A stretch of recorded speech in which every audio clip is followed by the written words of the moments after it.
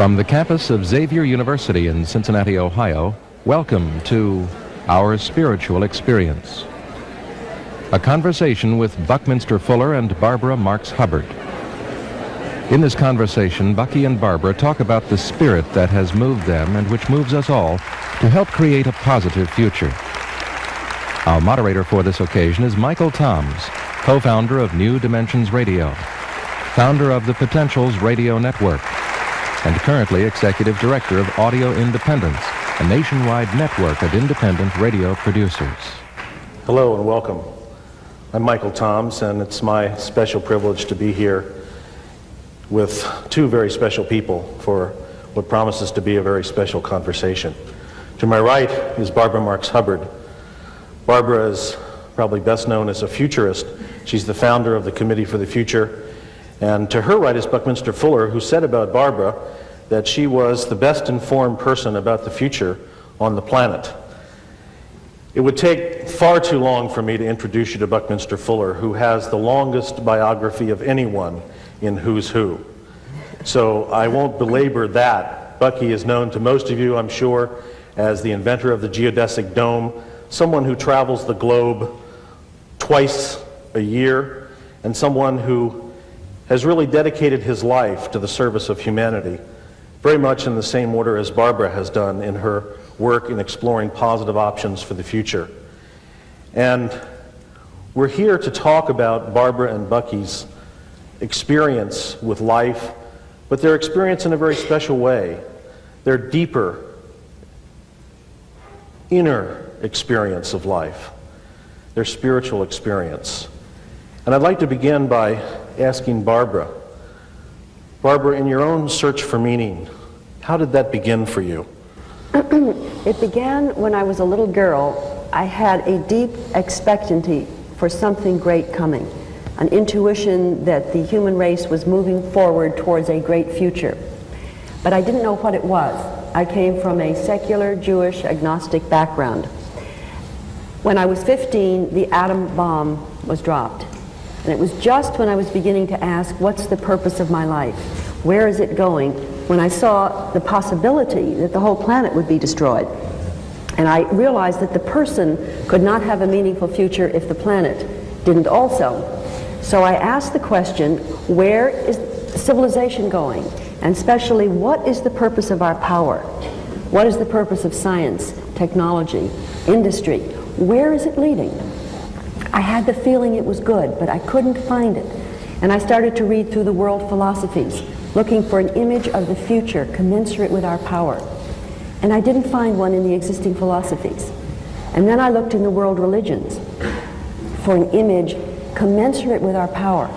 And when I got to the Judeo-Christian idea that said, behold, I show you a mystery, we shall not all sleep, we shall all be changed, and we shall eventually become heirs of God, I said, that's it. That feels right. So I joined the church. And I went to the church in Scarsdale to ask, how do we evolve from where we are to the New Jerusalem? And in Scarsdale, you couldn't ask that question very easily. I wanted to know what they meant by the resurrection and the ascension. And I really felt that there was some truth to that. But in church, I prayed so hard I fell off the pew one day. And I couldn't hear anything. So then I went to Bryn Mawr. And I thought, maybe if I study hard, I will find this understanding of where we're going. But in college, everything was in a box. Geometry, mathematics, history, no course on purpose. And eventually my family was getting worried about me. They said, wait till she gets married and has babies. Because the purpose, after all, she's a woman, and when she has children, she'll find the meaning of life. But I had 5 children, and with every child, it got worse. The question deepened, and each child brought me closer to the sense that I didn't know the meaning. I got very depressed in my early 30s. I felt my life was a failure when I discovered 3 people who changed my life and set me on this path. The first was Abraham Maslow. And his book, Toward a Psychology of Being, he said every human has untapped potential. And if you don't use that potential, you get sick. And I realized I had untapped potential. The second was Teilhard de Chardin. And he saw God at work in history, moving to ever higher order. And that felt right. And then I read Buckminster Fuller. I read the little book, Utopia or Oblivion. And I saw that the world technologically could work for the entire human race to be freed from its creature human condition to become a citizen of the universe. And I pieced together the evolutionary perspective. And I set out to tell the world about the potential for the future. But something was still missing. And when about 1976, I heard a deep inner voice that said, no God. You can't help the world without knowing that deeper sense of God. And I began to meditate, to listen to an inner voice, until I finally got to what is a very deep mystical experience, which I'll talk about in just a moment. Buckminster Fuller is known far and wide by those people who know him as Bucky. So, Bucky, it's really nice to be with you again. I know that your life took a very distinct turn in 1927. Perhaps you'd like to talk about that. It took an enormous turn because of the fact that, like Barbara, I had, every child has, really very mystical sense that life is going to have something very, very important about it. Yes. And every just event, just the rain or the snow, the beautiful day of flowers coming out, all those things seem to be telling you something very extraordinary that we're in the presence of. But my father died when I was very young, and my mother, I knew, loved me very much. And she would say, darling, never mind what you think. Listen, we're trying to teach you. And the schools that I was sent to, they said, never mind what you think, listen, we're trying to teach you. It was the working assumption of all the older people that the cerebral processes of the young were very unreliable. Because I knew how much my mother did love me, I did my best to try to pay no attention to what I was thinking and to try to learn the game. And so I did learn the game, the way life was being carried on. And I came into life at an interesting moment. Certainly, I was born in 1895, and at the time I was born, all reality was always everything people could see, smell, touch, and hear. That's reality. They say, let me see it. Here I was born, X-rays were discovered. You couldn't see them. The X-rays could see your bones and photograph them. Same year that I was born, Marconi developed theoretical wireless. You couldn't see a wireless. We didn't have an actual practical SOS until I was 11. When I was 3, the electron was discovered. I didn't make any newspaper. Nobody thought that'd be anything. Entering Harvard in 1913, I did very well in physics, my mathematics and so forth. And my physics book, preparatory to Harvard, had in the back of it some yellow pages been glued in called electricity. The electron was beginning to be a little something. But the point is that we were entering an era of reality you couldn't see, smell, touch, or hear. And society didn't realize it. It was just sort of events, and everybody looking at things they had always before. Anyway, that's the point, that I was really born in a moment when humanity crossed a new threshold of getting into the invisible world. By 1930, a year after the great crash, we had the first chart of the electromagnetic spectrum published by Westinghouse Company. And it had all the electromagnetic waves from the mile-long waves of radio of World War I, getting shorter and more frequent, getting finally to infrared, and then red, orange, yellow, green, blue, violet, where you and I can tune in, then ultraviolet and out. if anybody really studied that shot, looked at the significance, it was that where you and I can tune in, and our old reality amounted to less than 1/1,000,000th of the electromagnetic spectrum. Our reality is actually multiplied 1,000,000-fold since that time, since the era when I was born. Bucky, I'd like to come back to your... That's a mysterious point you talk about. Yeah, I'd like to come back to your experience in a few minutes. But Barbara, you mentioned that your own search for meaning led you to literally what you called a mystical experience. And I'm wondering if you can share what that experience was for you and why you termed it mystical. Well, I'd like to back up and tell you about my first experience, which I call an expanded reality experience, not a mystical experience. In 1966, Bucky, I had read your writings, I had understood evolution, and I had the feeling that there was something going on Earth that was one story. I'd been reading Reinhold Niebuhr, and he'd been quoting from St. Paul, all people are members of one body. And I took a walk one February cold day in Lakeville, Connecticut, and I was asking the question, what in our age is comparable to the birth of Christ? What is our story? What's going on here? And with that, I had what I call an out-of-earth experience. My mind's eye got off the planet, like the blue cocoon opened up and I got into the blackness of space. And I experienced the planet as one living organism. And it was struggling to coordinate. It was gasping for breath. The communication system was our mass media. It was sending pain around the whole system. And each of us was a cell in a living body. Then I felt the whole human race reach up into outer space. And with that reach, I experienced a ripple of empathy to go around the planet. And we were connecting, we were linking, we were feeling love for each other. And in one instant in time, it was like rubbing the fur the right way on the whole planet. And we experienced what I call a planetary smile.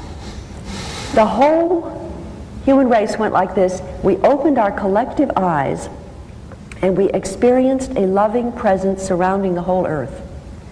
And I felt that we were about to be able to communicate to a loving presence beyond us. And I got this deep desire to communicate, not just me personally, but all of us. And I heard the words, Barbara, our story is a birth. It's the birth of humanity. We are one body, and we are being born. And I felt a shift from our terrestrial, self-centered phase to our universal, God-centered phase.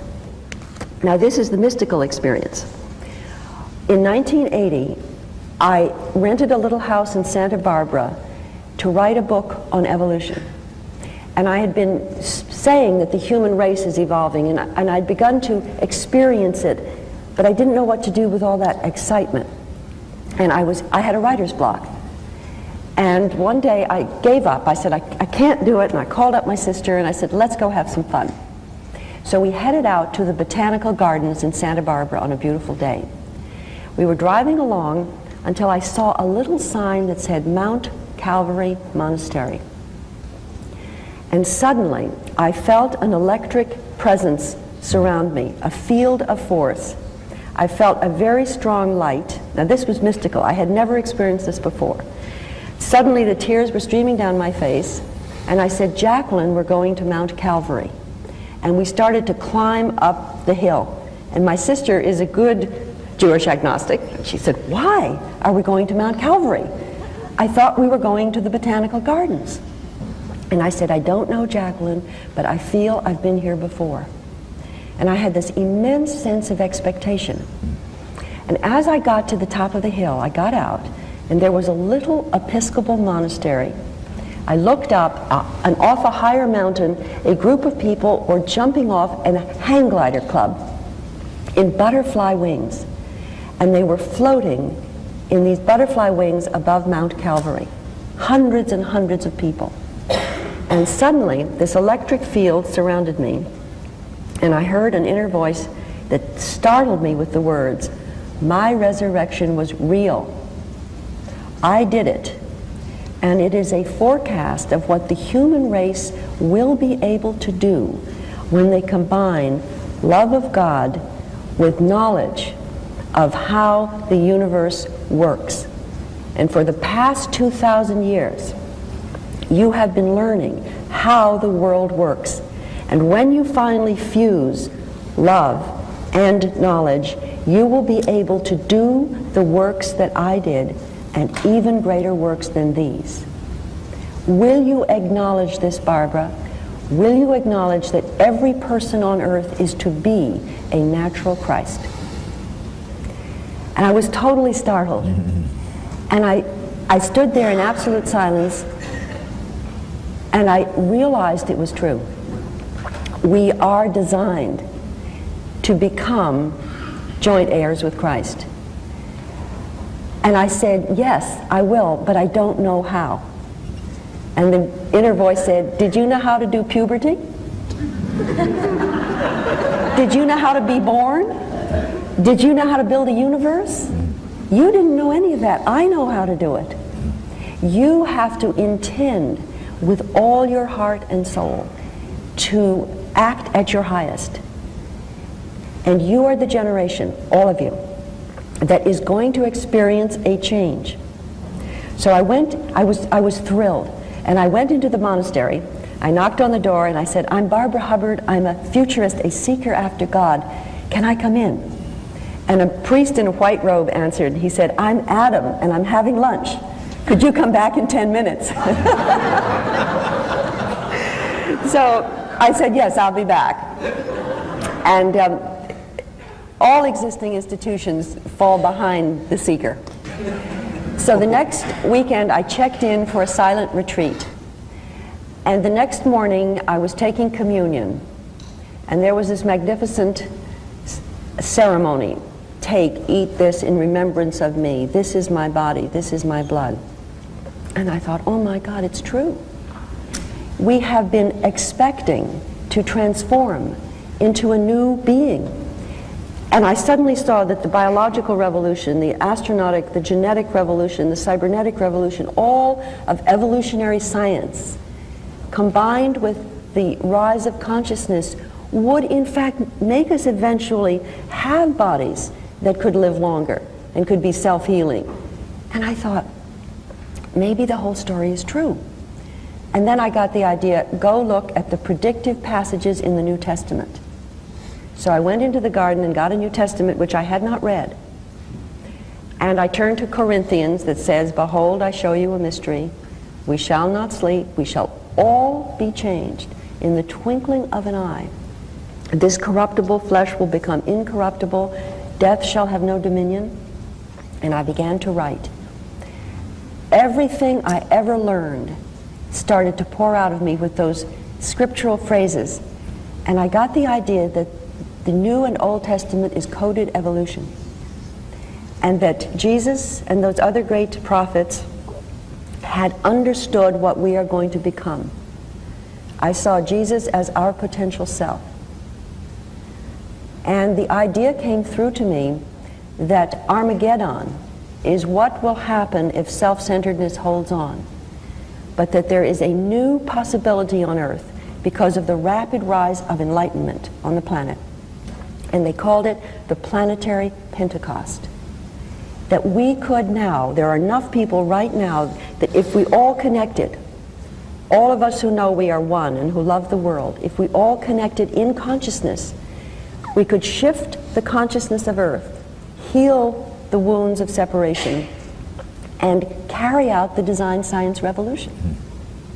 And it said, Barbara, work with everybody else on Earth who believes we are one for a time when we connect and we all hear in our own inner voice the words, we are one. And that at that time, we will be surrounded by that loving presence that I had felt way back in 1966. So the mystical experience was an experience of a being that said to us, we can do the works that Jesus did. And I became deeply convinced that the Old and New Testament is a template of the future, and that we can acknowledge it and we can become heirs of God.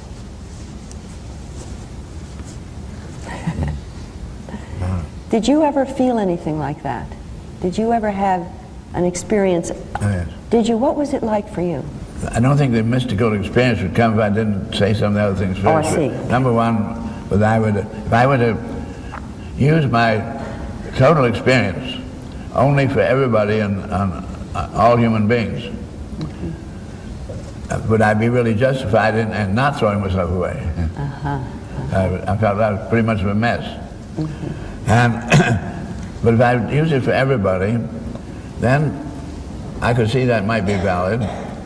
I had to go through some very important, quick decisions in my thinking.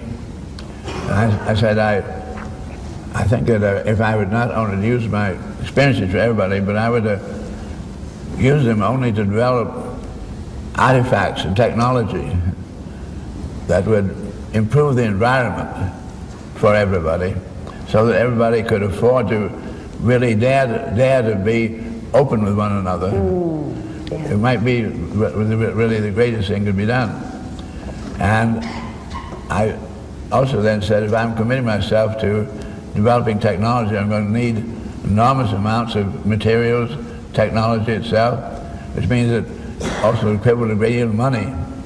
And nobody right now accredit me with anything. So if I'm committing myself to this kind of thing, I obviously going to have a very important kind of faith in. And I said, you've been exposed, as all of us are, the fact that almost all human beings have some kind of an intuitive sense about God. There's a great many organized religions. I said, from now on, if I'm going to do what I do, I'm going to have to do my own thinking. It must always be predicated on experience and not what I call believing. I said, by the word believe, I mean accepting explanations of physical phenomena without any experimental evidence. And very much of my religious education, which was in the Episcopal Church, was on the basis you believe this and you believe that. And my grandmother, who knew how much, when I was really very small, said, now you know how much I love you, and I'll tell you what went on 2,000 years ago, which I'm convinced is true. Because you ought to be able to trust me, you ought to believe. So I found there's a great chain of believing. And I said, I'm going to have to dare to stop and have to give up all the things I was asked to believe and go on my own experimental evidence. If I'm going to really do some effective thinking on behalf of humanity. So I said, it is part of your experience that people are intuitively moved to assume some kind of God. So I said, in your own personal experience, you have any reason to have to assume a greater intellectual integrity to be operating in the universe than that of humans. And I said, my scientific training was so good that I said, I'm just overwhelmed by it. Just discovering principles of gravity, all of which can be only mathematically expressed, and mathematics is purely intellectual. And I find none of these great principles governing physical universe have ever contradicted any others. They are inter-augmentative. So there's something in this, an intellectual, only mathematically expressible set of design laws that convince me of an a priori intellectual integrity. Particularly the fact that the brain is always dealing in things, coordinating our senses. And senses always deal in things that stop because we also go to sleep. Our brain deals in the temporal special cases. I find the human mind has an extraordinary capability from time to time discover relationships existing between special cases that can no way be smelt, touched, seen, or heard. As for instance, Kepler discovering the extraordinary mathematical attraction going on between celestial bodies, millions and millions of miles apart. Yet their behavior came out with all the same number in the terms of area they swept out in a given amount of time. And they said they're obviously coordinating, and how can they coordinate when they don't touch when they're millions of miles apart? There's nothing you can see, smell, touch going on in here. Through a series of events like Kepler's work and then Galileo's and finally Isaac Newton, discovering these celestial bodies were inter-attracting one another, or the amount of interaction was operative. It was the inverse of the mathematical, the second power of the arithmetical distances intervening. If you have the distance between the two celestial bodies, you increase the interactedness fourfold. The fact that there then is something you couldn't see, that here was a law that had nothing to do with the brain at all, but the human minds have been admitted to these laws, and what Newton then hypothesized as being what's going on was tried out by all the different astronomers, sure enough explained all the celestial behaviors. The fact is that there were laws actually governing here which had no exception, and no exception meant they were eternal, so that we found the human mind being admitted to some of the eternal laws, whereas the brain was dealing entirely in the temporal. Things begin and end. This just overwhelmed me, this as I really reviewed, and I said, I'm just overwhelmed by the experimental evidence of a greater intellect operating in the universe than that of the universe. So I don't need anybody ever to give me any advice about this thing from now on. And I'm going to assume that humans were introduced in the universe for some very important reason in support of the great design, and that we're given that beautiful mind with that access for some as yet unknown real reason. But if I were to use this to try to make humans a success physically, could be that I don't have to earn any living, I don't have to be patronized by anybody. I see the grass doesn't have to pay the clouds for the rain. And I see that I'm going to have absolute faith then from now on. If I'm doing what God wants done, then I'll get on. And that is now 55 years ago, and I have gotten on. It works. And now, it was not long after that initial thinking, which then required an enormous amount of self-discipline to get over all the things that people I love had told me to believe, and to dare to really question and look at it very, very much in the... One day I was walking down Michigan Avenue in 1927, and suddenly you spoke about a sense of being in a almost sort of an electrical cloud. Yes. Suddenly my feet didn't seem to be touching the avenue at all. And I heard this extraordinary voice, which seemed extraordinary to me because I speak something called English. and why this voice was used at any rate, there's no question about the words were clarion clear and very extraordinary voice, and never heard anything like it before, which said, from now on, you need never await temporal attestation to your thought. You think the truth. And it's a very extraordinary to feel that way. I had, Barbara, from there on, a great deal of thought about the coming of another Christ, and then I came very much to the conclusion that everybody would become a Christ. Yes. And that was just as clear to me as could be. So it wouldn't be any one person you really there's going to be extraordinary kind of transition of humanity. Just who will die first and who will be born, I don't know, but it seems as if we're on the threshold then of the omnichrist. Of the omnichrist. Yeah. That's exactly the feeling I got. And the idea of a planetary Pentecost was interesting to me. If you remember the first Pentecost, the disciples were in an upper room several weeks after Jesus had reappeared and then ascended. And suddenly an energy came into that room. They felt flames coming out of their heads. And the miracle was that everybody heard these simple men speak in their own language. It was as though the inner voice, which is in each of us, started to speak in the language of each person. And then the disciples left that room empowered by that energy to be healers, to be clairvoyant, to be telepathic, and in fact to have the powers of a natural Christ, because they got it together and they were energized to do what each could do but didn't do alone. And it has occurred to me that every one of us has the power, but we don't fully use it because around us other people aren't using it. And in a planetary Pentecost, it would be an experience in which each person who already had the feeling of oneness and some feeling of God would connect, like in that upper room of consciousness, and maybe the energy of the Holy Spirit would be evoked together, and it would trigger in each of us, in Chinese, in Russian, in Japanese, and English, the same words. And with that, we would be empowered to realize we're natural Christ.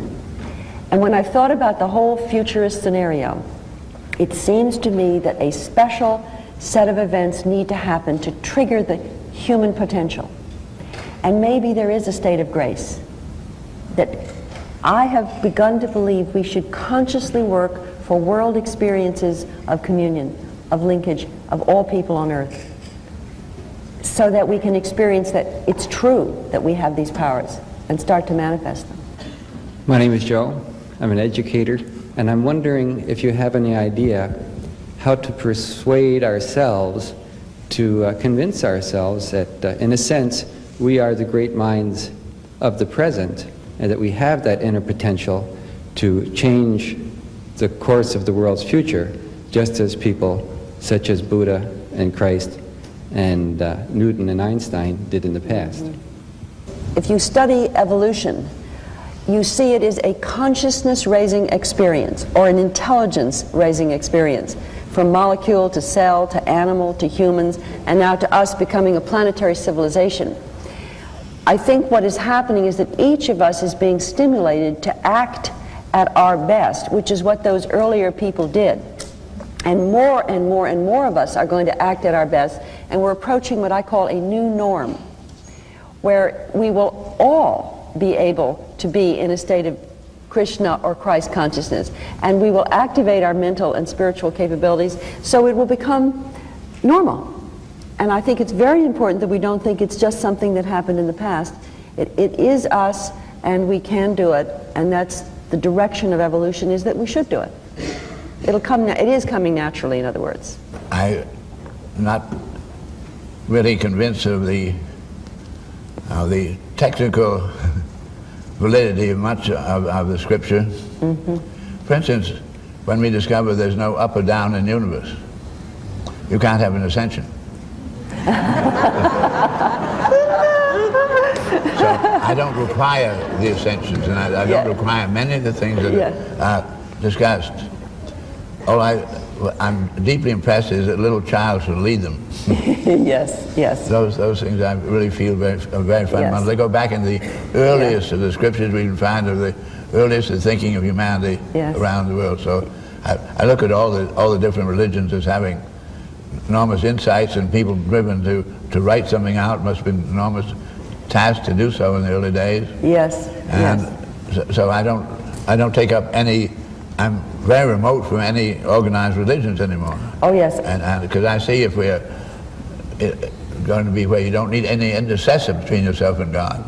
I'm using very modern terms. I say everybody has a hotline to God. Yes, I really believe that. And something you said in your book, The Critical Path, I have found to be very important. You said you thought we had 5 to 10 years to make a shift from weaponry to livingry. And if we make that shift, we can be abundant. We can be 4 billion billionaires on this planet because the universal resources are available to us. And you said one of the keys is that the people know what the potentials is. And we need a swift telecommunications revolution in order to communicate to the people directly, over and beyond the institutions like the nation state and the large corporation. You know, I've thought of the mass media as having a disease which I call dysempathitis. It's a communicable disease. It really has gotten sick in that it isn't sensitive to creativity, innovation, and growth, and it picks up pain. And as we start putting information of creativity and innovation through, eventually I think it will get it, and then we'll have a system wherein everybody can know. And I think that what we're doing tonight and the many other types of programs which tell people their potential to have humanity 100% successful is an essential part of ourselves surviving. And I just wanted to tell you that one of the things that I'm doing due to all this experience is initiating a World Good News Network that will aim at having a 24-hour-a-day channel on television and radio to tell people what the options are, what the potentials are, and how we can act together for a world that works for everyone. And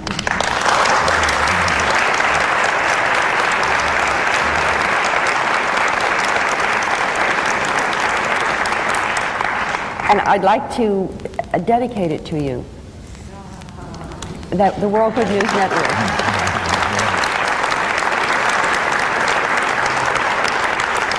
So that we can bring together the people who have ideas on how the world will work, because once you know that, you cannot ever again accept that we need to move to destruction and to scarcity and to violence. Here in Cincinnati and in Columbus, we have interactive television. I'm wondering if that form of the mass media might be useful to you in your network and how you might see it being used. I think interactive television is extremely important because it makes it possible to have a direct dialogue between these kinds of ideas and individuals.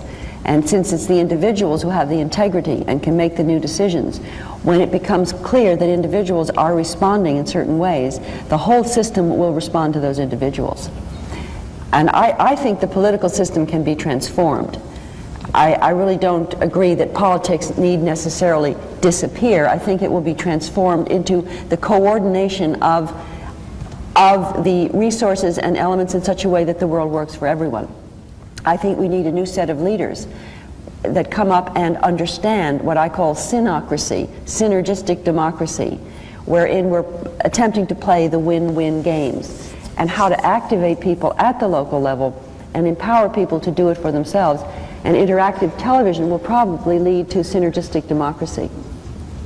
To me, humanity really has been developed all the way from naked and ignorant, learning all kinds of things, but finally we're all here together on this planet. World War I is the beginning of awareness that there might be some other people in this world. Yeah. World War II brought us very much closer. Today, everybody around the world knows all about everybody else around the world. So it really is humanity is going through an evolutionary change where nations are obsolete because they're barriers to getting together. So nations are going to have to go. And I feel that what's going on right now is human beings are going through a sort of final examination. Is the invention human? A really good invention? Does it have the courage to really go along with this mystical insight that God tells you this? Not because nobody else is saying this. You have the courage to say that yourself. Yes. As Christ did. I think that we're at a point where economic systems, political systems are not being tested at all. It's a question, does a human being have the integrity, which means both a faith and a courage and a competence to actually assert itself to get together one with the other. Bucky, Yes. Bucky, when you say that political systems and economic systems are not being tested, what do you mean they're not being tested? I said I feel that humanity is going through a final examination as whether it's a good invention. We're being tested. To be allowed access to these great laws of the universe. Yeah. And yet it's been using how to destroy other human beings. How do you look out for your side and not look out for everybody? It's been doing many errors. The question, does the individual have the courage to go along with his knowledge that there really is enough, and not to go along with the crowd, but to speak as individuals, each with access to God, and get together because God makes it clear we should get together. Wondering if either of the guests have considered serving in an official advisory capacity to, say, the President of the United States, which would really afford the greatest opportunity to affect change, which is really what it's all about anyway. But I think the error of humanity is a thing that the problem can be solved by politics. It cannot be. That's simply a policy of how you spend some money and this and that. Right now it is a question of, I say really the integrity of humanity, not something that's going to be solved by politics. So politics are about to become obsolete. We had the umbilical cord, is absolutely logical, beautifully designed to produce life. But once you're out of the womb, you can get rid of the umbilical cord. Doesn't mean the umbilical cord wasn't a good invention. So nations and politics have all been very good inventions in their day. And we have nations because humans, not knowing about other humans, find a place where nature, through photosynthesis, is producing food. And you find you can survive there. And so you find yourself being invaded by other people who have not been so lucky. So it's a matter, you have a national defense because one of the other side is going to die. And so that's why nations develop as human beings who have been isolated geographically for thousands of years. And those who do survive under those particular geographical conditions have only others who've survived under the same geographical conditions. This concentrates the type of genes that survive there. For instance, Russia had, when she integrated the USSR, there were 148 nations, but people look very different. They've been literally isolated for thousands of years. So nations means just that. People who've been isolated, don't know about any other human beings, looking out for themselves in the wilderness. Somebody comes along trying to displace them, then they defend themselves. Evolution is now integrating all of this. Now, we are just getting the technology through our mass media, especially television, to reach directly to people everywhere on Earth. And I've been fascinated to hear that you have, for example, technologies where you can record 100 to 600,000 telephone calls in 1 hour.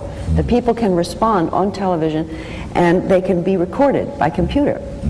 So it seems to me that we have a method now of people speaking in response to what they see on television and directly asserting their integrity. And that this might be the swift telecommunications revolution, to get information out and give people a chance to connect, to respond, and to express their opinion through the television system. Oh, we will use the technology, all right. Yes, a participatory democracy. But I say the big thing is really their courage to go along with their own deepest conception. Yes, yes. Will that kind of communication be in the best interest of those who essentially control, say, commercial television? Perhaps some of the larger institutions that advertise themselves on something like commercial television. How do you see that changing? Well, I think that we need to have a subtle evolution. I'm not a revolutionary. I don't believe that attack will work. I think if we can clearly put forward the attractive, creative options and people start acting on them, it will not necessarily be acceptable immediately to the existing system, but eventually it might attract the existing system.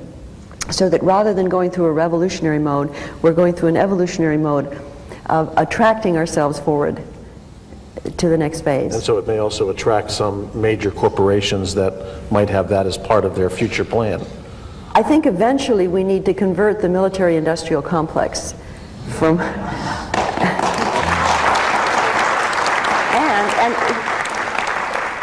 it's an interesting thought that if the military-industrial complex were converted to livingry, to building new worlds on Earth, new worlds in space, they have the skills, the technologies, the logistical capacities to do it. And what is required for that conversion? That's really the point.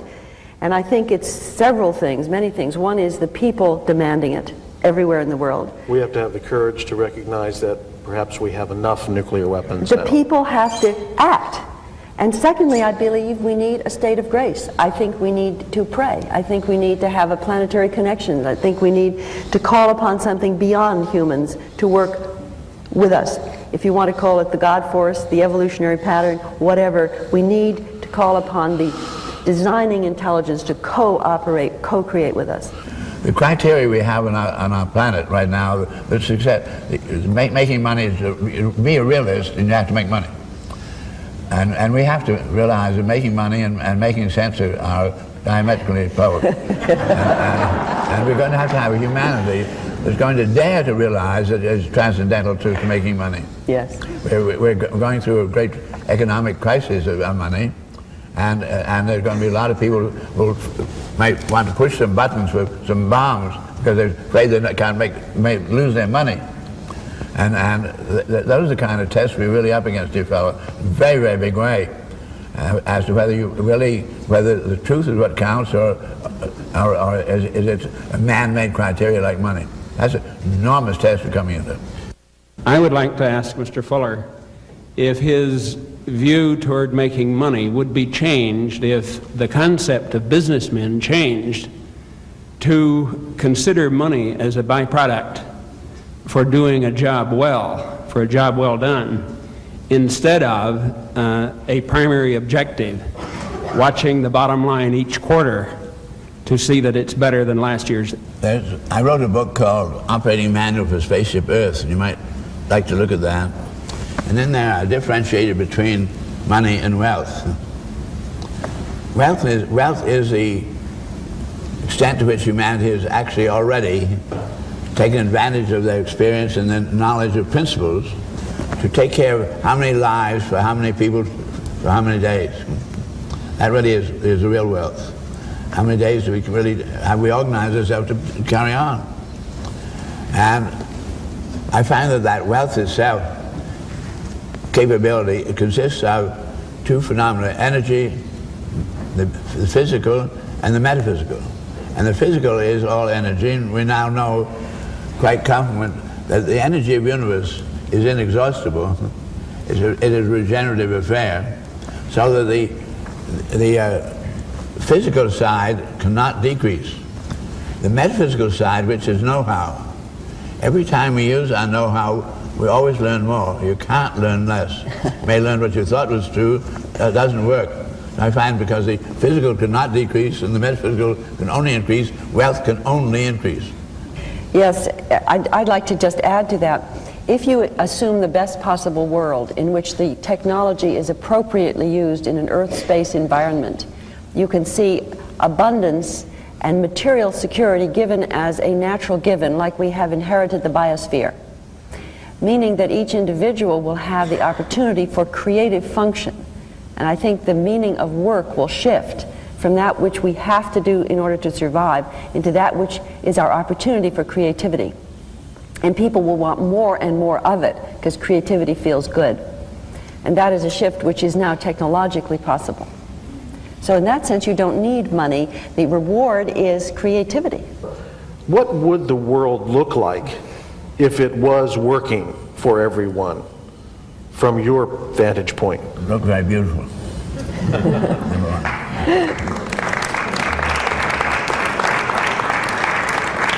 The way it looked when you're a little child and you saw your first sunlight.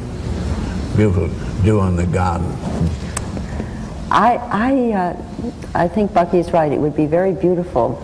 And the way I've tried to imagine it is it's taking all our potentials and imagine them working fully, the personal as well as the technological. And what I've seen is that we would be in a state of whole-centered Christ consciousness as a new norm. Everyone would be experiencing the love of each other as themselves. We would be in an earth space or universal environment. We would be restoring this earth. We would be extending our environment into space. We would be building new worlds in space. We would be traveling to far distant galaxies.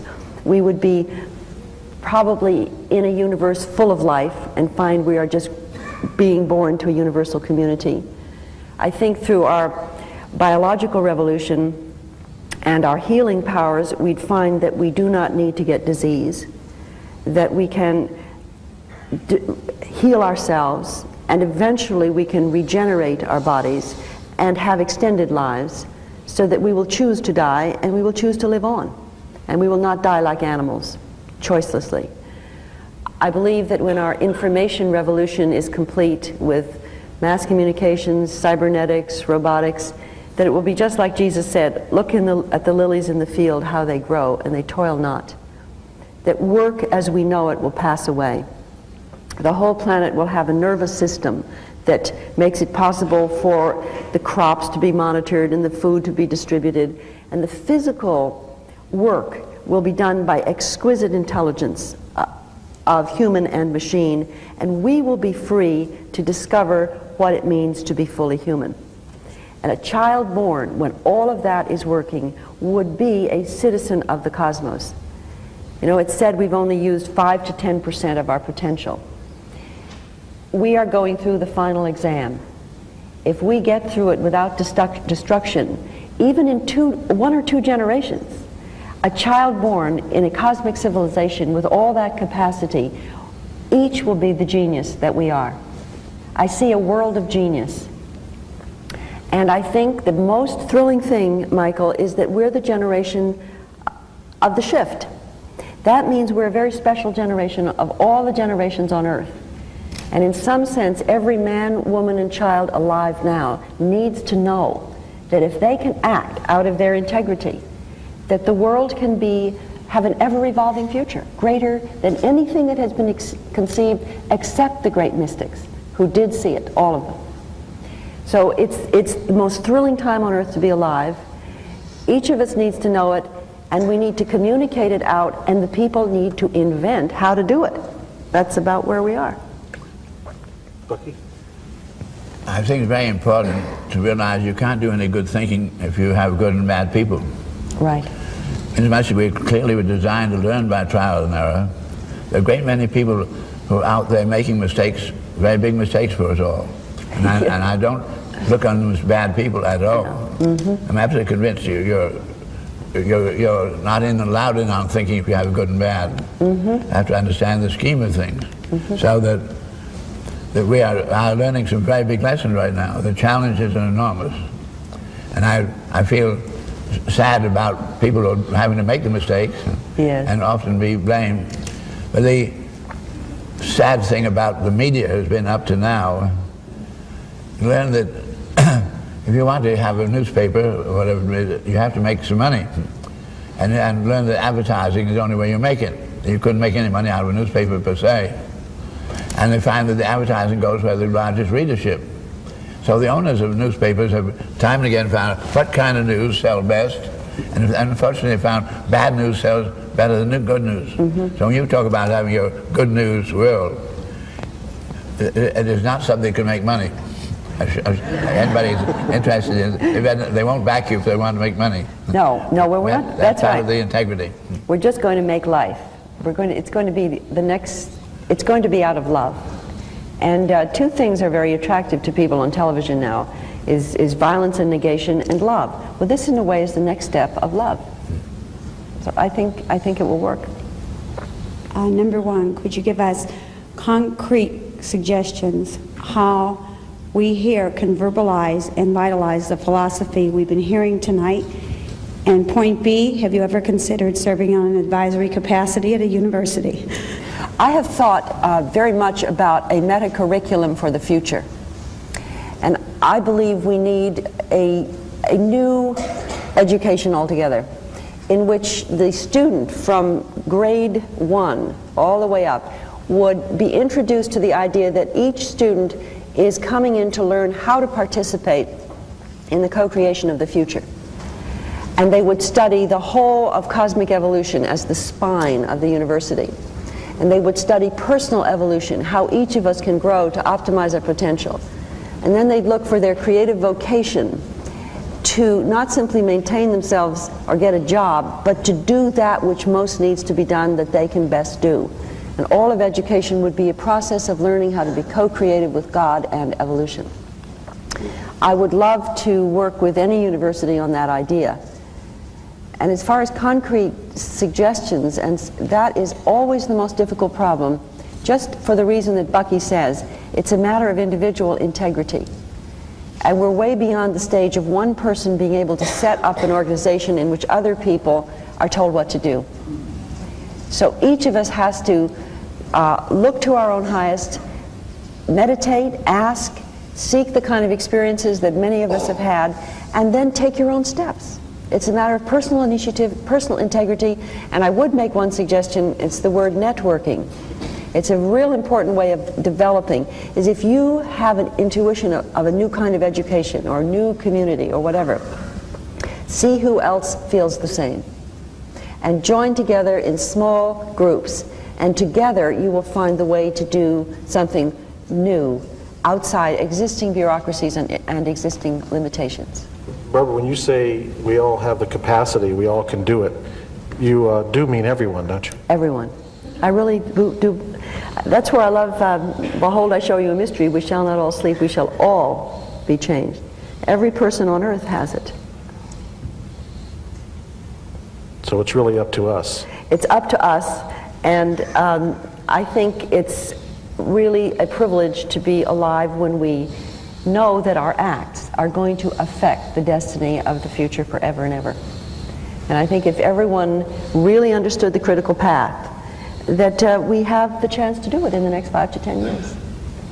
I rather quickly give to you, we have universe physically has gravity that holds things together. Yes. Radiation is trying to come apart, gravity holds it together.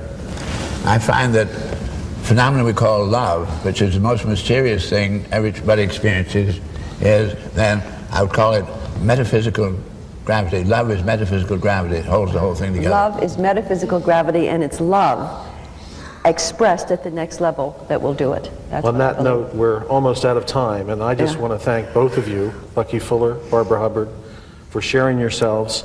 Certainly you're both examples of the courage that you were talking about that all of us need to express as we enter the challenging future. Thank you both. Thank you, Michael. Thank you, Bucky.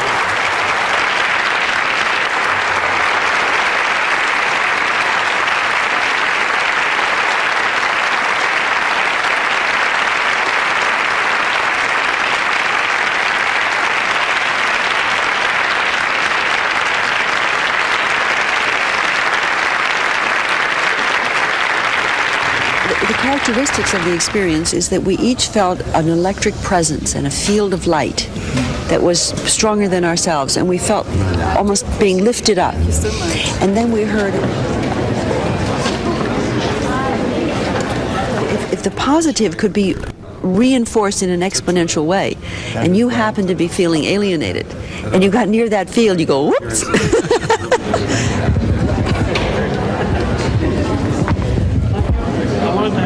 That's been the tradition of the billions of years of history. But it's just so subtle a change when you're going into outer space as compared to your own inner consciousness. Oh, yeah. But we are doing both of them. So we might more as well than say just that. a dichotomous relationship between peoples and